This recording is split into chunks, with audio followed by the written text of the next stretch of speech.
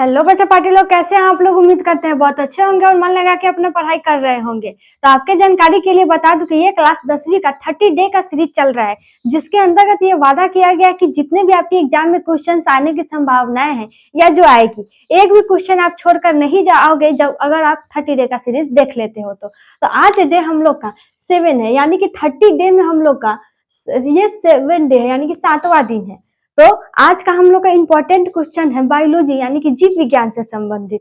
और ये इतना इंपॉर्टेंट है कि लगभग हर साल इस पादप से संबंधित क्वेश्चंस पूछे जाते हैं। तो पिछला साल आपसे पूछा गया था पादप हार्मोन से संबंधित। तो इस बार आपका चांस बन रहा है कि पादप में जो भोजन होता है उसका स्थानांतरण किस प्रकार से होता है, उससे रिलेटेड पूछे। तो यहाँ पे क्वेश्चन है कि पादप में भोजनों का स्थानांतरण कैसे होता है। तो सबसे पहले हमको समझना है कि स्थानांतरण का मतलब क्या होता है। तो जब प्रकाश संश्लेषण की क्रिया के फलस्वरूप जो पौधे अपना भोजन बनाते हैं, तो आप लोग को पता होगा कि पौधा जो होता है वो अपना भोजन किसमें बनाते हैं, पत्तियों में बनाते हैं। और पत्ती में बना तो लेते हैं, लेकिन ये पूरा एक पेड़ होता है, तो इस पूरा पेड़ के भाग तक पहुंचाना होता है।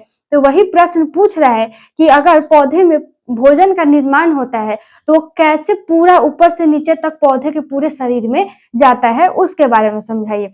स्थानांतरण का मतलब होता है एक स्थान से दूसरे स्थान तक जाना। क्लियर। तो ये तो यहाँ पे लिखा है पादप में भोजन का स्थानांतरण एक जैविक प्रक्रिया है। जैविक एक होता है जैविक और एक होता है अजैविक।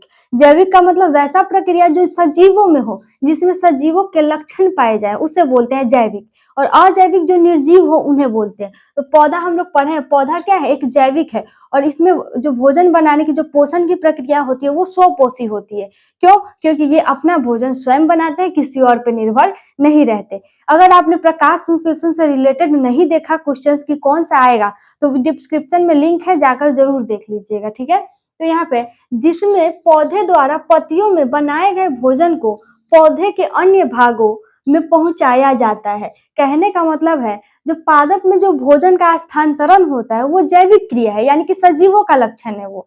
ठीक है। और जब वो बनता है तो वो कहाँ भी बनता है, तो वो पत्तियों में, यानी कि पेड़ पौधे के जितने भी पत्ती होते हैं उसी में भोजन का निर्माण होता है। और भोजन का निर्माण होने के बाद पौधे के अन्य भाग, जैसे उसका तना हो गया, जड़ हो गया, डाली हो गया, फुनगी हो गया, मतलब शीर्ष हो गया, वहां वहां मतलब A to Z जगह पहुंचता है। लेकिन बनता कहाँ पे है भोजन, तो पत्तियों में। ऑब्जेक्टिव में क्वेश्चंस बनते हैं कि पौधे में भोजन का निर्माण कहाँ होता है, तो याद रखिएगा पत्तियों में। क्लियर। जैसे कि कहाँ कहाँ पहुंचाएगा, तो जड़ में पहुंचाएगा, तना में, और उससे पेड़ में जो फल बीज लगे हुए हैं वहां पे पहुंचाते हैं। तो पौधे में भोजन का स्थानांतरण फ्लोएम नामक ऊतक द्वारा होता है। अब हम लोग को समझना है कि दीदी फ्लोएम क्या होता है। तो फ्लोएम जैसे कि देखो ये पेड़ हुआ, तो पेड़ में 2 वाहिनिकाएं पाई जाती है। अब वाहिनिकाएं का मतलब क्या हुआ, जिस भी चीज के लास्ट में वाहिनिकाएं लगा हो, समझ जाइएगा वो एक नली जैसा होगा, और वहां से किसी भी सामान को ले जाने और ले आने का, यानी कि स्थानांतरण का काम होता है। क्लियर। तो यही पेड़ में 2 नलिकाएं होती है, एक होता है हम लोग का जाइलम, ठीक है, ऑब्जेक्टिव में ये बनता है, और एक होता है हम लोग का फ्लोएम। तो फ्लोएम का काम क्या है कि अगर पौधा के पत्ती में खाना बना, यानी कि भोजन बना, तो ये फ्लोएम बोलता है चल भाई खाना बन गया, अब तुमको हम सब जगह पे पहुंचा दे। तो कि आपसे ऑब्जेक्टिव में ये पूछता है कि पौधे के किस ऊतक द्वारा भोजनों का स्थानांतरण होता है, तो आप याद रखिएगा फ्लोएम। और आएगा जल का बात, तो ज से जाइलम और ज से जल। तो पौधे में जल का स्थानांतरण किसके द्वारा होता है, तो जाइलम द्वारा। क्लियर। तो यही यहाँ था जिसमें भोजन का पत्तियों से पौधे के सभी भागों में पहुंचता है। यानी कि जब पत्ती में भोजन बन जाता है तो फ्लोएम जाता है, और वहां से भोजन जितने भी पौधे के एक एक कण कण, एक एक पार्ट है, एक एक कोशिका है, पूरे जगह पे ले जाता है। तो ये काम किसका होता है, तो फ्लोएम का। यानी कि फ्लोएम के द्वारा पादप में भोजन का स्थानांतरण होता है। तो होप करती हूँ पहला क्वेश्चन आपको बहुत अच्छा से समझ में आ गया होगा। अब हम लोग अगला क्वेश्चन देखते हैं, श्वसन और श्वासोच्छ्वास से आप क्या समझते हैं। सबसे पहले हमको समझना है कि श्वसन क्या होता है, फिर हम लोग समझेंगे श्वासोच्छ्वास। तो श्वसन का मतलब आप लोग में से बहुत सारे बच्चे हैं जो अभी तक यही सोचते हैं कि सांस लेना और छोड़ना क्या कहलाता है, श्वसन कहलाता है। सही सोचते हैं, लेकिन यहाँ पे जो श्वसन है, श्वसन की को 2 अवस्था में बांटा गया है। कितने अवस्था में बाबू, 2 अवस्था में। एक होता है क्या, जब हम ऑक्सीजन को अंदर ग्रहण करते हैं तो उसको हम लोग बोलते हैं प्रश्वास, क्या बोलते हैं? प्रश्वास। और जब हम ऑक्सीजन को अंदर ग्रहण किए तो हमारे बॉडी हमारे कोशिका में जाने के बाद क्रिया करने के बाद कार्बन डाइऑक्साइड बनाता है, जैसा कि मैंने आपको बताया भी है। तो वो कार्बन डाइऑक्साइड जब हमारे शरीर से बाहर निकलता है तो कार्बन डाइऑक्साइड का हमारे शरीर से बाहर निकलने की प्रक्रिया को बोलते हैं उच्छ्वास, और इस दोनों के सम्मिलित रूप को बोलते हैं हम लोग श्वासोच्छ्वास। क्लियर? अब हम लोग देखते हैं श्वसन क्या होता है। तो वायुमंडल से ऑक्सीजन को शरीर की कोशिकाओं तक पहुंचाना और शरीर के अंदर निर्मित कार्बन डाइऑक्साइड को शरीर से बाहर निकालना।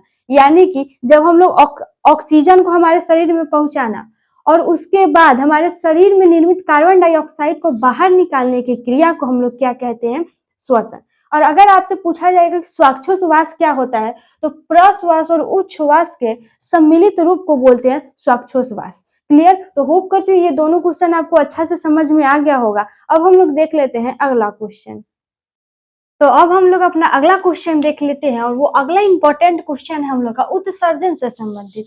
तो ये समझने से पहले हम लोग समझ लेते हैं कि उत्सर्जन होता क्या है। तो कोई भी सजीव, कोई भी ये धरती पे जितने भी जीव हैं जो भोजन ग्रहण करते हैं या जैविक क्रिया करते हैं, उनके फलस्वरूप जो उनके शरीर में हानिकारक पदार्थ बनते हैं, जिस पदार्थ की हम लोग के शरीर को आवश्यकता नहीं होती है, उसको किसी द्वारा निकालना, शरीर से बाहर करना, क्या कहलाता है? उत्सर्जन। वही यहाँ पे क्वेश्चन है कि उत्सर्जन की परिभाषा लिखिए। तो सबसे पहले लिखना है कि उत्सर्जन वह प्रक्रिया है जिसके द्वारा हमारे शरीर में उत्पन्न हानिकारक गंदे अपशिष्ट बाहर निकलते हैं उत्सर्जित पदार्थ के रूप में, उसे ही बोलते हैं उत्सर्जन। क्लियर? और लिखा उत्सर्जन अंग लिखे और उत्सर्जित पदार्थ। अब यहाँ पे उत्सर्जन अंग का मतलब है किसके द्वारा, आपके शरीर में कौन से ऐसे अंग है जिसके द्वारा जो खराब पदार्थ होता है वो निकलता है, उस अंग का नाम लिखना है। तो और उसके बाद अगला क्वेश्चन है कि उत्सर्जी पदार्थ। अब हम लोग को जानना है कि उत्सर्जी पदार्थ किसे बोलते हैं। तो जो हम लोग के शरीर से गंदा अपशिष्ट के रूप में जिस पदार्थ का हम लोग को शरीर में हानिकारक है, जरूरत नहीं है, वैसे पदार्थ को हमारे शरीर से जो निकलता है, जो पदार्थ निकलता है गंदे अपशिष्ट के रूप में, उसे बोलते हैं उत्सर्जी पदार्थ। क्लियर? तो अब आइए देखते हैं। सबसे पहले बोला है उत्सर्जन का परिभाषा देना है। तो क्या लिखोगे? जीवों के शरीर से उपापचयी क्रिया। अब बोलोगे दीदी उपापचयी क्रिया क्या होता है? यानी कि जो क्रिया मनुष्य करते हैं जिसमें पाचन की क्रिया भी होती है, वैसी क्रिया को बोलते हैं उपापचयी क्रिया के। ठीक है? तो फलस्वरूप उत्पन्न अपशिष्ट। अब बोलोगे दीदी अपशिष्ट क्या होता है? अपशिष्ट यानी कि जो हमारे शरीर के लिए आवश्यक नहीं, यानी कि कचरा। ठीक है? गंदे उत्सर्जी पदार्थों को शरीर से बाहर निकालने की प्रक्रिया को क्या कहते हैं? उत्सर्जन। यानी कि हमारे शरीर में जो अपशिष्ट है, जो हानिकारक पदार्थ है, उसको बाहर निकालने की जो भी प्रक्रिया होती है उसे, जैसे कि हम लोग खाना खाते हैं तो कुछ भोजन हमारे शरीर में पच जाता है, कोशिकाओं तक पहुंच जाते हैं, लेकिन कुछ भोजन के क्रिया पाचन के फलस्वरूप कुछ ऐसे हानिकारक पदार्थ बनते हैं जो अगर हमारे शरीर में रह गया तो हम लोग की क्या मृत्यु तक हो सकती है। तो उसको हम लोग सुबह में शौचालय के थ्रू, बाथरूम के थ्रू क्या करते हैं? अपने शरीर से बाहर निकालते हैं। क्लियर? तो उसी प्रक्रिया को बोलते हैं उत्सर्जन। होप करती हूँ अब आपको बहुत अच्छा से समझ में आ गया होगा। अगला हम लोग को कहा है क्या? उत्सर्जन का अंग बताइए कि कौन कौन से ऐसे अंग है जिसके द्वारा गंदा पदार्थ हमारे शरीर से बाहर निकलता है। तो सबसे पहले लिखा गया है त्वचा। यहाँ से ऑब्जेक्टिव में भी बनता है क्वेश्चन, और ऑब्जेक्टिव में क्या बनता है कि आप बताइए कि हमारे शरीर का सबसे बड़ा उत्सर्जी अंग क्या है। तो वहां पे होता है आंसर में त्वचा, क्योंकि त्वचा क्या है? हमारे ऊपर से लेकर नीचे तक हमारा जो शरीर है उसकी बाहरी परत है त्वचा ही है, और त्वचा भी एक उत्सर्जी पदार्थ है, उत्सर्जी अंग है। कैसे उत्सर्जी अंग? ऐसे हुआ कि हमारे जितने भी त्वचा है उस सब में छोटे छोटे छिद्र पाए जाते हैं। आप लोग मिलाइएगा, जब आप लोग गर्मी के मौसम में होते हैं, जब कोई काम कर लेते हैं या बिना पंखा के बैठे रहते हैं, तो आपके शरीर से पसीना निकलने लगता है। तो वो पसीना आपके शरीर के लिए आवश्यक नहीं है, इसीलिए वो पसीना गर्मी के माध्यम से हमारे शरीर से बाहर निकलता है। तो आखिर वो किससे बाहर निकला? त्वचा से बाहर निकला। इसीलिए बोला जाता है कि त्वचा भी हमारा एक उत्सर्जी अंग है। और उत्सर्जी पदार्थ क्या हो गया? तो पसीना, क्योंकि वो हमारे शरीर के लिए आवश्यक नहीं है। तो देखो यहाँ पे वही है कि मानव शरीर का सबसे बड़ा उत्सर्जी अंग है। ये याद रखिएगा बाबू, क्योंकि आपके ऑब्जेक्टिव में पूछा जाता है कि शरीर की सबसे बड़ा उत्सर्जी अंग कौन सा है। तो याद रखिएगा त्वचा। क्लियर? उसके बाद इसका उत्सर्जी पदार्थ के रूप में क्या निकलता है त्वचा से? तो पसीना। ऑब्जेक्टिव में पूछता है कि त्वचा से उत्सर्जी पदार्थ के रूप में क्या निकलता है, तो याद रखिएगा क्या निकलता है? पसीना। एंड दूसरा हम लोग का फेफड़ा। ये पूछा जाता है, इसमें बोलेगा कि मनुष्य का सबसे प्रमुख उत्सर्जी अंग क्या है, यानी कि मनुष्य का ऐसा कौन सा अंग है उत्सर्जी अंग जिसका होना एकदम आवश्यक है, तो वो है हमारा फेफड़ा। कल हमने एक क्वेश्चन भी शॉर्ट वीडियो के माध्यम से डाला था कि बताइए मनुष्य का सबसे प्रमुख श्वसन अंग कौन सा है, तो बहुत सारे बच्चे ने नाक दिया, लेकिन नाक एक बस श्वसन क्रिया करने का एक रास्ता है। जो मुख्य अंग है वो तो फेफड़ा है, क्योंकि फेफड़ा के माध्यम से ही हम लोग श्वसन क्रिया कर पाते हैं। ठीक है, यह मानव शरीर का प्रमुख उत्सर्जी अंग है। इसकी संख्या एक जोड़ी होती है। यहाँ पे बच्चे बहुत ज्यादा गलत करके आते हैं, दो पे टिक करके आते हैं। आप लोग को क्वेश्चन सही से पढ़ना है। अगर उसमें पूछा जाएगा कि बताइए फेफड़ा की संख्या कितनी होती है, तब आपको दो लगाना है। लेकिन अगर पूछेगा कि बताइए फेफड़ा कितनी जोड़ी में पाई जाती है, तो एक, क्योंकि एक जोड़ी में दो संख्या होती है। संख्या पूछे तो दो, जोड़ी पूछे तो एक, याद रहेगा। अब देखो इसका उत्सर्जी अंग क्या है, पदार्थ क्या है, तो CO2। क्यों? क्योंकि हम लोग ऑक्सीजन लेते हैं और ऑक्सीजन हमारे फेफड़ा में जाता है और फेफड़ा में पाए जाते हैं, जैसे मान लो यहाँ पे ये एक इधर से फेफड़ा है और एक इधर से फेफड़ा है, इसमें पाया जाता है वायु कोष्ठ, और जो हम ऑक्सीजन लेते हैं वो जाता है हमारे वायु कोष्ठ में, फिर उसके बाद वो आगे कोशिकाओं तक जाता है। फिर कोशिकाओं में वो मिलने के बाद क्या किस चीज का निर्माण करता है, ऊर्जा, जल और CO2। तो हमारे शरीर को क्या है, CO2 से दुश्मनी है। जैसे हमारे शरीर में CO2 बनता है, हमारा शरीर बोलता है भाई तू निकल जाओ, क्योंकि उसको CO2 थोड़ा भी पसंद नहीं है। तो वही फिर फेफड़ा के माध्यम से ही क्या होता है, उत्सर्जी पदार्थ, हमने बताया कि हमारे शरीर को जिस पदार्थ की आवश्यकता नहीं होती है वो हमारे लिए क्या है, उत्सर्जी पदार्थ है। तो हमारे शरीर को CO2 की आवश्यकता होती है क्या, नहीं होती है, तो ये हमारे लिए हो गया उत्सर्जी पदार्थ। और किसके माध्यम से बाहर निकलता है, तो फेफड़ा के माध्यम से। तो उत्सर्जी अंग क्या हो गया, फेफड़ा। तो होप करती हूँ आपको ये उत्सर्जन, उत्सर्जी अंग और उत्सर्जी पदार्थ अच्छे से समझ में आ गया होगा। एंड अब ये क्वेश्चन देखिए कि रेडियो कार्बन काल निर्धारण क्या है। अब सबसे पहले समझिए, रेडियो कार्बन काल निर्धारण को एक नाम और है, C14 के नाम से जाना जाता है। अब बोलोगे दीदी C14 का मतलब क्या है, इसका 14 ही नाम क्यों पड़ा, थोड़ा बेसिक जानकारी रखिए।